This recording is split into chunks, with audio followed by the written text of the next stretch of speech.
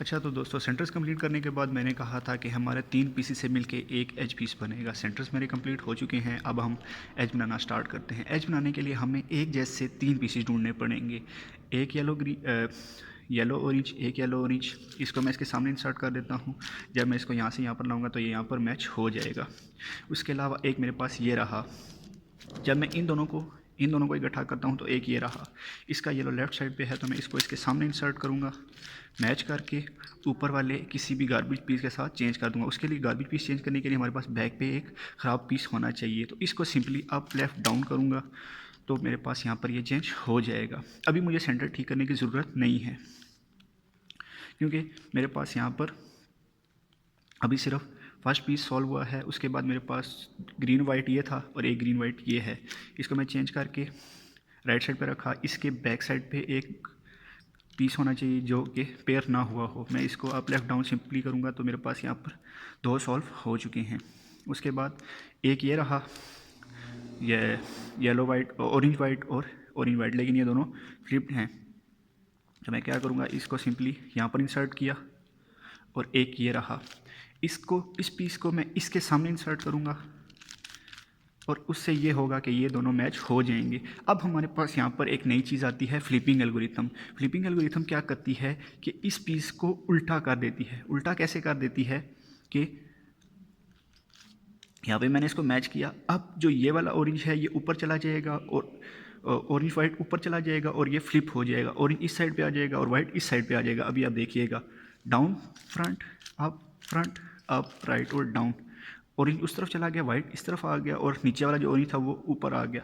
अब जब मैं इसको वापस करता हूँ तो मेरे पास यहाँ पर ये एक एज सॉल्व हो चुका है। इसको मैं ऊपर किसी भी गार्बेज पीस के साथ चेंज कर दूंगा तो मेरे पास यहाँ पर ये 3 सॉल्व हो चुके हैं। अब एक ये रह गया है, रेड और ब्लू। इनको मैं क्या करूँगा, नीचे वाली लेयर में ले आया,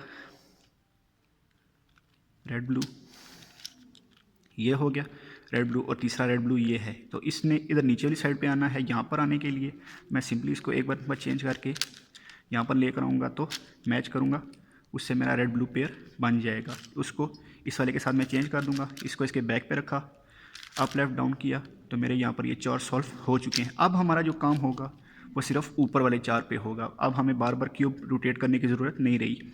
अब एक रेड और येलो ये है, इसको मैं इसके सामने इंसर्ट कर देता हूँ, मैच करता हूँ, ये हो गया। अब ये वाला यहाँ पर आना है तो जब मैं इस साइड से मूव करूँगा तो ये ऑटोमेटिकली इसके ऊपर वाली साइड पे आ जाएगा। राइट करके अप लेफ़्ट डाउन करूँगा तो मेरे पास ये पेयर बन गया है। अब मेरे पास एक ब्लू ऑरेंज ये रहा, एक ब्लू ऑरेंज ये रहा और एक ब्लू ऑरेंज ये रहा। इसको सिंपली मैं इसके सामने इंसर्ट करके मूव करूँगा तो मेरे पास यहाँ पर ये पेयर हो गया। अब इस वाले को इसके ऊपर इंसर्ट करूँगा, मेरे पास यहाँ पर ये इंसर्ट हो जाएगा। अब मेरे पास यहाँ पर मुझे रेड और वाइट नज़र आ रहा है और ये रहा एक रेड और वाइट, ये पेयर हो गया है। तो सिंपली मैं क्या करूँगा, इस वाले को इसके सामने इंसर्ट कर लूँगा ऐसे। अब यहाँ से यहाँ पर मैं लाऊँगा, ये मैच हो गया। अब यहाँ से इस वाले के साथ मैं इसको चेंज कर दूँगा, अप राइट और डाउन करूँगा तो ये चेंज हो गया है। अब मैं अपने सेंटर वापस ठीक कर दूँगा। टॉप वाले चारों सही हो गए, डाउन वाले चारों सही हो गए। अब मेरे पास सिर्फ सेंटर वाले 4 रहते हैं। सेंटर वाले 4 रहते हैं, उनमें से भी एक एक्सीडेंटली सॉल्व हुआ है। 1, 2 और 3, चौथा सॉल्व हुआ है। हमारे पास सिर्फ पीछे 3 रह गए हैं। अब हमारे पास अगर ऐसा केस आए कि जो इसका तीसरा पीस है, रेड ग्रीन का जो तीसरा पीस है वो यहाँ ऊपर है, हम एक मतलब नीचे वाली लेयर को मूव करेंगे, इस नीचे वाले को मूव करेंगे। अब यहाँ पर फ्लिपिंग एल्गोरिथम लगाएंगे, डाउन फ्रंट अप राइट और डाउन। जब यहाँ से वापस करेंगे तो हमारा ये पेयर बन जाएगा। अब हमारे पास सिर्फ ये 2 पेयर रह गए, सिर्फ ये 2 पेयर रह गए। बाकी हमारा पूरे सॉल्व हो चुके हैं, सिर्फ ये 2 पेयर रह गए। हमारे जो सबसे ज़्यादा प्रॉब्लम होती है वो लास्ट के 2 पेयर को सॉल्व करने में होती है। अब वो हम एक एक करके सॉल्व करेंगे। अब अगर इस वाले को मैं यहाँ पर ले आऊँ और एक मरतबा फ्लिप कर दूँ तो ये वाला ऊपर आ जाएगा और ये वाला वापस चला जाएगा। फ्लिप कर देता हूँ, डाउन फ्रंट अप राइट और डाउन। जब वापस करता हूँ तो जो यहाँ पे ब्लू वाइट था वो यहाँ पर आ गया है।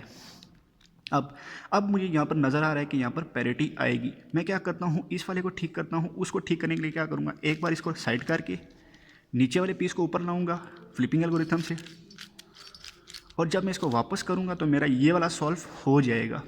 ये वाला एज सॉल्व हो जाएगा। अब मेरे पास ये वाला रह गया है। यहाँ इसको सॉल्व करने के लिए हमारे पास एक अलग से केस होता है, वो होता है आर वाई, ठीक है। राइट वाली 2 लेयर के साथ हम क्या करेंगे, अप लेफ्ट लेफ्ट, और यहाँ से इसको बैक पे कर देंगे। अब बाकी हमारा एल्गोरिथम स्टार्ट होगा, up left left, up left left. अब आर वाइट को डाउन करना है ताकि ये रेड ठीक हो जाए, फिर U2, मतलब हर बारी हमने हर मूव के साथ एक मतलब U2 करना है। अब लेफ़्ट नीचे लेंगे ताकि ये वाइट से ही हो जाए, मूव करेंगे, और अब इस वाली वाइट को नीचे ले आएंगे। अब जो ये वाला रहता है इसको ठीक करने के लिए क्या करेंगे, 2 मरतबा मूव किया, अब यहाँ से up left left, down left left, और यहाँ से डाउन करेंगे तो हमारे पास यहाँ पे वाइट ठीक हो जाएगा, रेड ठीक हो जाएगा, और हमारी जो इसमें पैरिटी आई थी वो सॉल्व हो जाएगी। इसके बाद आगे हमारा 3x3 स्टेज रहता है जो कि आपको सॉल्व करना आता है। मुझे उम्मीद है कि आपको सॉल्व करना आता होगा। दोस्तों, अगर वीडियो आपको पसंद आई है तो इसको लाइक कर दो, और अगर चैनल पे नए हो तो सब्सक्राइब कर दो। इसमें हम 5x5 3x3 रूबिक्स क्यूब को सॉल्व करना सीख रहे हैं। अभी आगे मैं एक नई सीरीज़ स्टार्ट करने लगा हूँ C4 मेथड के नाम से। उसमें हम रूबिक्स क्यूब को 30-40 सेकेंड या में सॉल्व करना हम सीखने वाले हैं। 3x3 स्टेज इसका सॉल्व कर रहा हूँ। अगर आपने सीखना है तो आप मेरे चैनल को सब्सक्राइब कर दो। तो इस तरह से हमारा 5x5 रूबिक्स क्यूब सॉल्व हो चुका है। मैंने पैरिटी केस भी आपको बता दिया है, और सेंटर वाली मेरी जो दूसरी पार्ट 1 है आप वो जाके देख लो।